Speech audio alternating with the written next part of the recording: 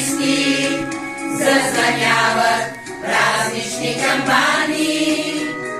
Пак Великден е навете чисто, греят къщи дворове скопани.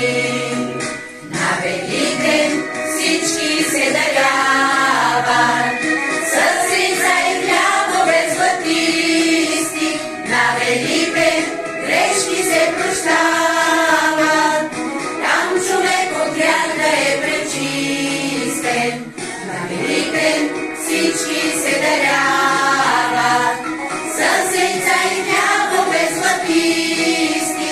На Великден грешки се прощават, там човек от грях да е пречистен.